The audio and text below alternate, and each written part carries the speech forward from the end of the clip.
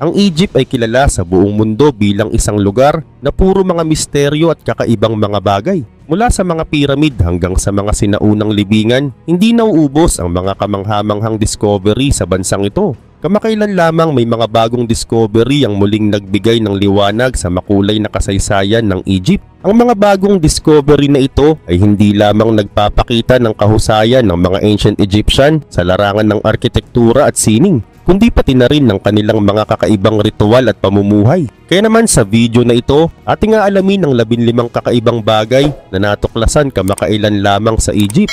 Kaya tara, simulan na natin ang isang paglalakbay sa nakaraan at tuklasin ang mga kamanghamanghang lihim ng Egypt.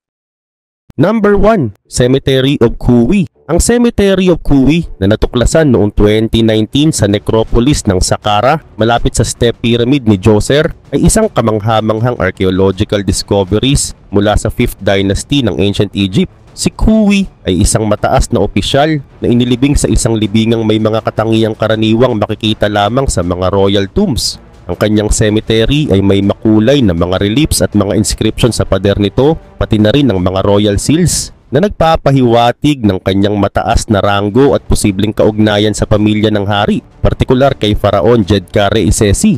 Bukod sa kakaibang arkitektura, kapansin-pansin din ng kanyang mummification na mas advanced kaysa sa inaasahan para sa 5th dynasty. Ang katawan ni Khuwi ay ginamitan ng mamahaling langis at resin na mga materyales na karaniwang ginagamit para sa mga royal mummies na nagpapakita ng privilege na natanggap niya. Ang kakaibang mga aspekto ng libingan ay nagdudulot ng bagong mga katanungan tungkol sa kaugnayan ng mga opisyal sa royal family at maaring nagsilbing senyales ng pag-usbong ng mas sophisticated na mga funerary practices sa mas maagang panahon kaysa sa dating pinaniniwalaan.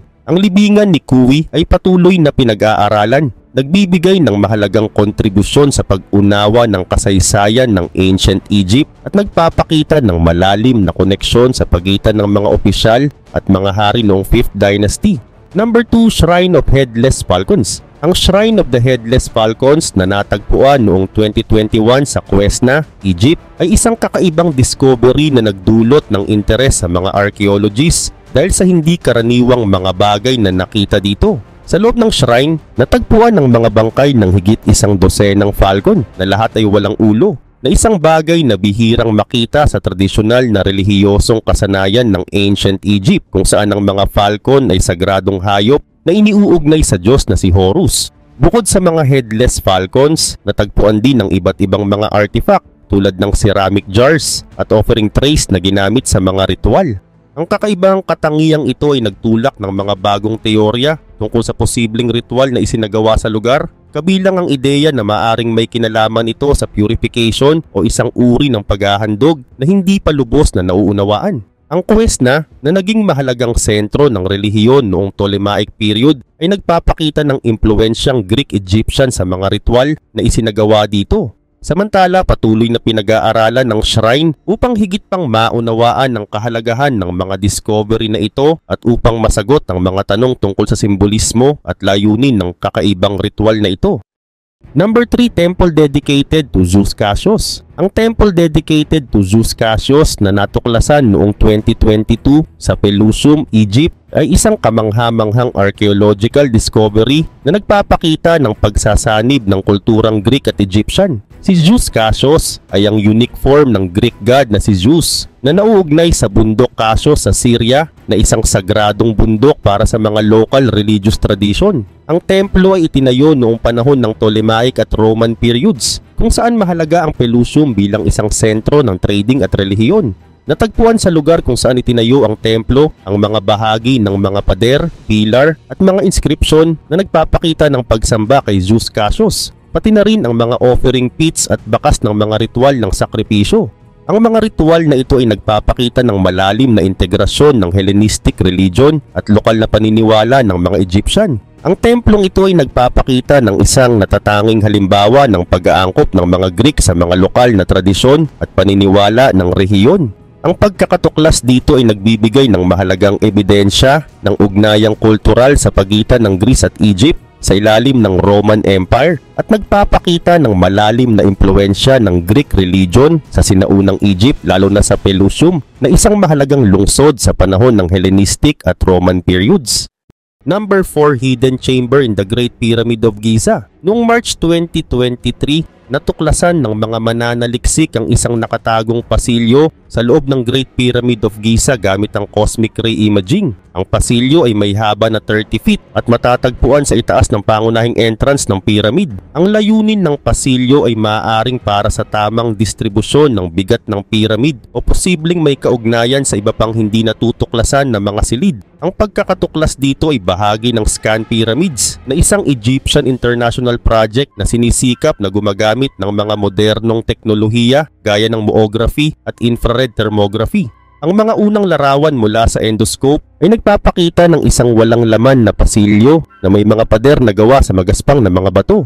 Ang Great Pyramid na itinayo noong 2560 before Common Era sa ilalim ng pamumuno ni Pharaoh Khufu ay patuloy na naglalabas ng mga bagong lihim kahit na ito ay higit sa 4,500 years old na. Gayunpaman, ang pagkatuklas sa nakatagong pasilyo ay nagdaragdag sa misteryo at kagandahan ng pyramid na isa sa mga pinakakilalang estruktura sa buong mundo. Ang mga sayantipiko at mga archaeologists ay patuloy na nagsasaliksik upang maunawaan ang tunay na layunin at kasaysayan ng pasilyong ito na maaring magbigay ng bagong pananaw sa mga pamamaraan ng konstruksyon at mga layunin ng mga ancient Egyptian. Ang mga bagong teknolohiya ay nagbibigay daan sa atin na masilip ang mga lihim ng nakaraan nang hindi sinisira ang mga mahalagang pamanang ito. Number 5, Grand Sailing Ships. Kamakailan lamang natuklasan ng mga archaeologists ang mga bangkay ng sinaunang mga barkong pandagat sa isang disyertong bahagi ng baybayin ng Red Sea sa Egypt na nagbigay ng bagong liwanag sa kakayahan ng mga ancient Egypt sa paglalayag at pagtatayo ng mga barko. Sa isang lugar na tinatawag na Mersagawasis, natagpuan ng mga archaeologists ang mga bakas ng isang ancient port na ginamit ng mga Egyptian para sa kanilang mga ekspedisyon sa dagat. Ang mga ebidensya, kabilang ang mga bangkay ng pinakamatandang barkong pandagat na natuklasan, ay nagpapatunay sa kanilang kahusayan sa paglalakbay. Samantala, isa sa mga pinakakapansin-pansin na kanilang natuklasan ay ang mga kuweba na ginamit bilang lalagyan ng mga kagamitan sa paglalakbay. Sa loob ng mga kuweba, natagpuan ang mga lubid na gawa sa papyrus, mga kahoy na tabla at iba pang mga kagamitan na maingat na inimbak ng mga sinaunang sailor bago sila umalis. Ang mga natuklasan na ito ay nagbibigay ng mahalagang impormasyon tungkol sa lokasyon ng Punt na isang misteryosong lugar na binanggit sa mga sinaunang teksto ng Egypt. Ang mga natuklasan sa Red Sea ay nagpapakita ng mataas na antas ng teknolohiya at organisasyon ng mga ancient Egypt sa kanilang mga paglalakbay at trading. Number 6, Pyramid of an Unknown Queen. Noong November 2022, natuklasan ng mga archaeologists ang pyramid ng isang hindi kilalang reyna sa Saqqara na isang sinaunang necropolis sa Giza, mga 20 miles sa south ng Cairo. Ang pyramid ay pag-aari ni Queen Neith na hindi pa kilala bago ito matuklasan. Kasama ng pyramid, natagpuan din ng isang malaking koleksyon ng mga tombs, mummy at mga artifact, pati na rin ang isang serye ng mga magkakaugnay na tunnel. Ang pagkatuklas dito ay bahagi ng isang 2-year project ng paghuhukay na pinamumunuan ni Zahi Hawass na isang kilalang Egyptologist. Ang mga kabaong ay mula sa New Kingdom period at may mga natatanging muka na tila nagpapakita ng mga eksena mula sa Book of the Dead na isang sinaunang tekstong panglibing ng Egypt. Ang bawat kabaong ay may pangalan ng namatay at madalas na nagpapakita ng 4 sons of Horus na nagpoprotekta sa mga organs ng namatay. Ang pagkatuklas ng pyramid ni Queen Neith ay nagbigay ng bagong pananaw sa kasaysayan ng 6th Dynasty ng Egypt dahil ipinapakita nito na si King Teti, ang unang hari ng 6th Dynasty, ay may kaugnayan sa 3 babae, kabilang ang kanyang ina at 2 asawa. Gayunpaman, ang pyramid ni Queen Neith ay natuklasan noong 2010. Ngunit ang pangalan ng reyna ay hindi pa kilala noon. Ang pagkatuklas rito ay nagdaragdag sa misteryo at kagandahan ng Saqqara na patuloy na naglalabas ng mga bagong lihim mula sa sinaunang kasaysayan ng Egypt. Number 7, Rare Mummified Lion Cubs. Kamakailan lamang natuklasan ng mga archaeologists ang bihirang mga mummified lion cubs sa Saqqara na isang necropolis na matatagpuan sa south ng Cairo, Egypt. Ang natuklasan na ito ay bahagi ng isang malaking cache ng mga sinaunang artifact at mummified na hayop na inihayag ng Egyptian Ministry of Antiquities. Ang mga lion cubs na ito na tinatayang 8 months old pa lamang ay natagpuan kasama ng mga kahoy at bronze na estatwa ng mga pusa at iba pang mummified na hayop tulad ng mga buwaya, ibon at pusa. Ang mga lion cubs ay natukoy gamit ng CT scans na nagpakita ng kanilang mga buto at nagpatunay na sila ay mga batang leon. Ang natuklasan na ito ay mahalaga dahil ito ang unang pagkakataon na natagpuan ng kumpletong mummy ng isang leon o lion cub sa Egypt. Ang mga ancient Egypt ay kilala sa kanilang pagsamba sa mga hayop at ang leon ay may espesyal na kahalagahan bilang simbolo ng kapangyarihan at proteksyon. Samantala ang mga natuklasan sa Saqqara ay nagpapakita ng mataas na antas ng teknolohiya at organisasyon ng ancient Egypt sa kanilang mga ritual at pagsamba. Gayunpaman, ang mga bagong ebidensya na ito ay nagbibigay ng mahalagang impormasyon tungkol sa kanilang kultura at paniniwala, lalo na sa kanilang pagtrato sa mga hayop bilang sagradong nilalang. Number 8, Golden Tongue Mummies. Noong November 2022, natuklasan ng mga archaeologists ang mga mummy na may gintong dila sa Quesna Necropolis sa Nile Delta ng Egypt. Ang mga gintong dila ay inilagay sa mga bibig ng mga mummy upang matiyak na makakapagsalita sila sa harap ng Diyos na si Osiris sa kabilang buhay. Ang Quesna Necropolis na natuklasan noong 1989 ay naglalaman ng mga libingan mula sa Ptolemaic at Roman periods mula 300 before Common Era hanggang 640 Common Era. Ang mga gintong dila ay natagpuan sa isang bago ring natuklasan na bahagi ng compound kasama ang iba pang mga katawan na inilibing sa tatlong magkakaibang panahon ng sinaunang Egypt. Ang ilan sa mga kalansay ay may mga butong pinahiran ng ginto, habang ang iba ay inilibing malapit sa mga gintong hugis scarab at lotus flowers. Ang mga gintong dila ay isang misteryo, ngunit pinaniniwalaan ng mga eksperto na inilagay ito ng mga embalsamador upang matiyak na makakapagsalita ang mga yumao sa harap ni Osiris, ang Diyos ng underworld at hukom ng mga patay. Ang pagtuklas sa mga ito ay nagbibigay ng bagong pananaw sa mga ritual ng libing ng ancient Egypt at nagpapakita ng kahalagahan ng ginto sa kanilang kultura na kanilang itinuturing na laman ng mga Diyos, partikular na ang balat ng Diyos ng araw na Sira. Number 9, Ancient Brewery. Kamakailan lamang natuklasan ng mga archaeologists ang isang ancient brewery sa Abydos, Egypt na tinatayang may edad na 5,000 years at maaaring ito ang pinakamatandang kilalang beer factory sa mundo. Ang brewery ay natagpuan sa isang ancient tomb sa disyerto at binubuo ng 8 malalaking unit na ang bawat isa ay may humigit kumulang 40 earthenware pots na ginamit upang painitin ng mixture ng grain at tubig upang makagawa ng beer. Pinaniniwalaang itinayo ito noong panahon ni Haring Narmer na kilala sa kanyang pag-iisa ng Egypt at pagtatatag ng unang dynasty.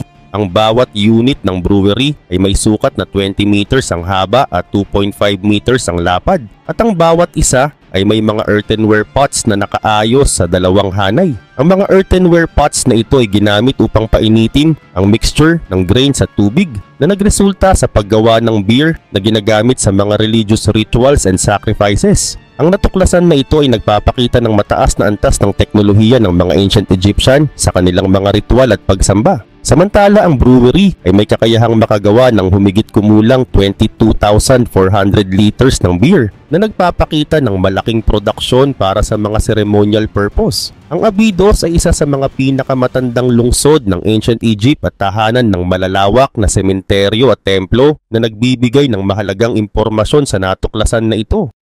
Number 10, Lost City of Athens, na kilala rin bilang Lost Golden City, ay isang kamanghamanghang archaeological discovery sa Egypt na natuklasan noong September 2020 malapit sa Luxor at ipinagbigay alam sa publiko noong April 2021. Ang lungsod na ito ay itinayo noong panahon ni Amenhotep III na namuno mula 1391 hanggang 1353 before Common Era at matatagpuan sa west shore ng Luxor na malapit sa Valley of the Kings. Itinuturing itong isa sa pinakamahalagang archaeological discoveries mula noong natuklasan ang libingan ni Tutankhamun.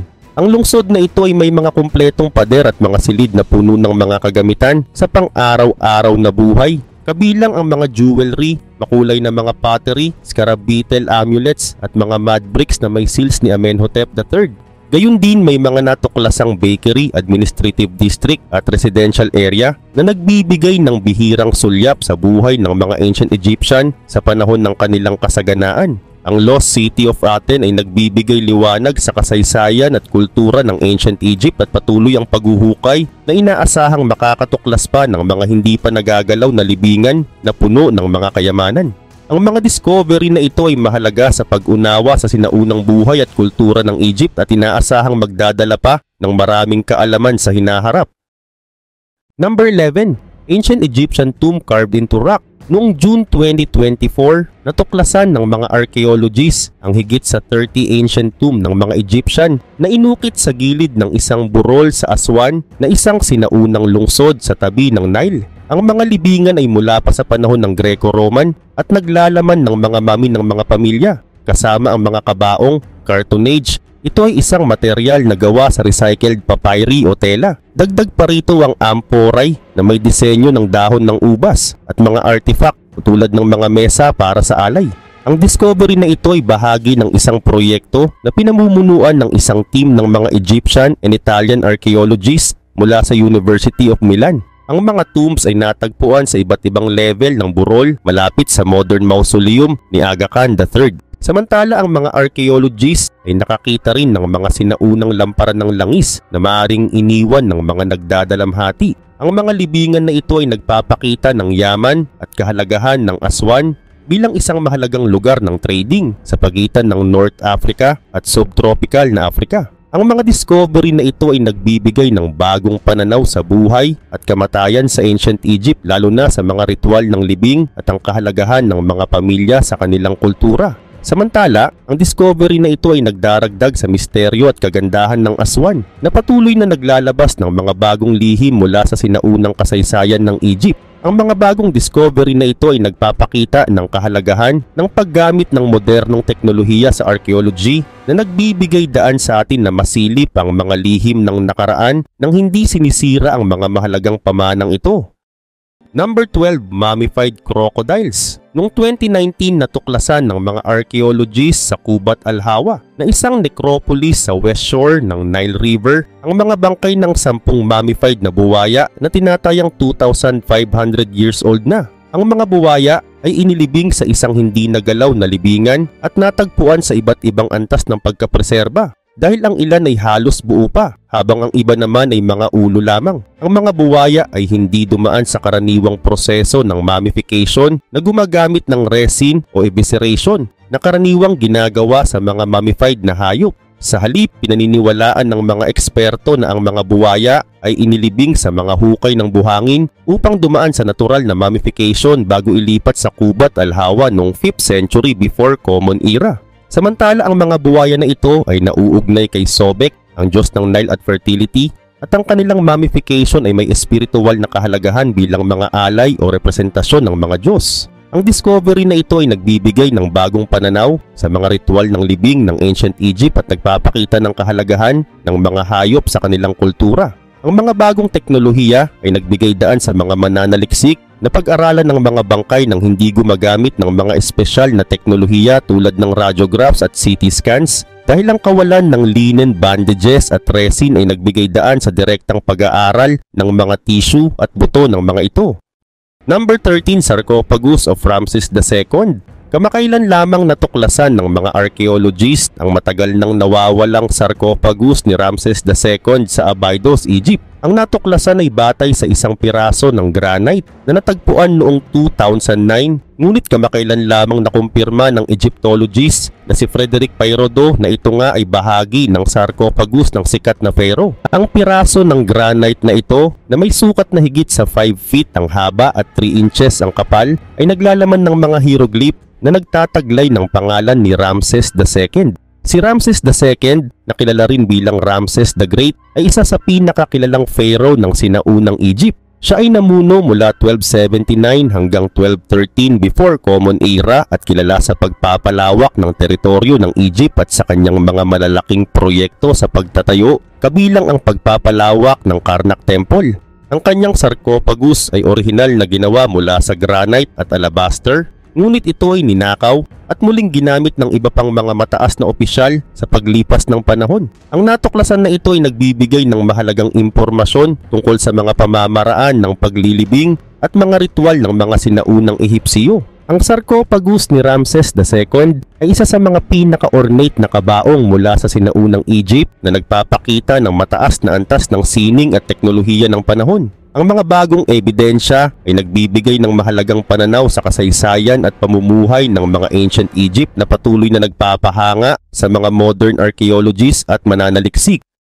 Number 14, Egyptian coins. Natuklasan ng mga archaeologist ang libu-libong maliliit na coins sa sinaunang lungsod ng Maria malapit sa Alexandria, Egypt. Ang mga baryang ito na dati hindi pinapansin dahil sa kanilang kaliitan ay nagbigay ng mahalagang impormasyon tungkol sa sirkulasyon ng pera sa Egypt noong late antiquity. Ang Maria na kilala rin bilang Philoxenite noong panahon ng Byzantine ay isang mahalagang lungsod na nagsilbing hintuan ng mga pilgrim patungo sa libingan ni Saint Menas na isang martir ng Kristyanismo.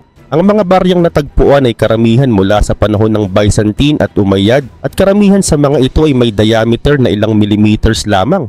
Ang mga coins na ito ay natagpuan sa mga pouch at nagkalat sa lugar ng paghuhukay at ilan sa mga ito ay ginawa sa Carthage ng mga Vandal kings at ni Justinian matapos niyang mabawi ang Africa mula sa mga barbarian. Samantala, ang mga natuklasang ito ay nagpapakita na ang Egypt ay bahagi ng isang mas malawak na economic zone na sumasaklaw sa malaking bahagi ng East Mediterranean. Ito ay nagbigay ng bagong pananaw sa kasaysayan ng pera sa rehiyon na nagpapakita ng mas malalim na koneksyon ng Egypt sa mga kalapit na lugar. Ang mga coins na ito na dati hindi pinapansin sa mga publication ay ngayon kinikilala bilang mahalaga para sa rekonstruksyon ng kasaysayan ng pera sa rehiyon.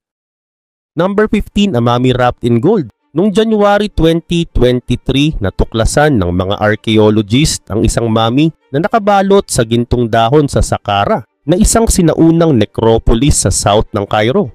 Ang mummy na tinatawag na Hecashepes ay natagpuan sa loob ng isang selyadong sarcophagus na hindi nabuksan sa loob ng 4,300 years. Ang mummy ay isa sa pinakamatanda at isa sa pinakakumpleto na hindi royal na bangkay na natagpuan sa Egypt. Ang discovery na ito ay bahagi ng isang malawak na paghuhukay na nagresulta rin sa pagkakatuklas ng iba pang mga libingan, kabilang ang sa isang pari na si Khanum Jedef, na isang hukom at manunulat na si Fetek at isang opisyal ng palasyo na si Mary na may titulong tagapag-ingat ng mga lihim. Ang mga libingan ay naglalaman din ng mga estatwa, mga pader na may mga pinta, mga amulet, mga kasangkapan at mga pottery. Ang mga gintong nakabalot sa mummy na si Hecashepes ay nagpapakita ng kanyang mataas na katayuan at kayamanan. At ang kanyang mga jewelry tulad ng headband at bracelet ay nagpapahiwatig ng kanyang kahalagahan. Ang discovery na ito ay nagbibigay ng bagong pananaw sa mga paniniwala at ritual ng ancient Egypt, lalo na sa kanilang pag-aalay at paggalang sa mga yumao. Ang Saqqara ay isang active burial site sa loob ng mahigit 3,000 years at isang UNESCO World Heritage Site na patuloy na naglalabas ng mga bagong lihim mula sa sinaunang kasaysayan ng Egypt. Ang mga bagong discovery na ito ay nagpapakita ng kahalagahan ng paggamit ng modernong teknolohiya sa archaeology na nagbibigay daan sa atin na masilip ang mga lihim ng nakaraan nang hindi sinisira ang mga mahalagang pamanang ito. Ang mga natuklasan na ito ay nagpapakita ng mga misteryo at kakaibang aspeto ng ancient Egypt na tila lampas sa ating imahinasyon. Bagamat maaring ipaliwanag ang ilan sa mga ito bilang simpleng pagkakataon lamang, hindi may kakailan na ang mga ganitong kwento ay nag-iiwan ng malalim na impresyon at nagpapaalala sa atin ng misteryo at unpredictability ng kasaysayan. Kung may sarili kang kwento o karanasan tungkol sa mga kakaibang discovery, i-share mo naman sa comment section dahil gusto naming marinig ang iyong mga kwento. Huwag kalimutang mag-like, mag-subscribe at i-hit ang notification bell para lagi kayong updated sa mga susunod nating kwento. Hanggang sa muli, at ito ang Arvin Polo TV.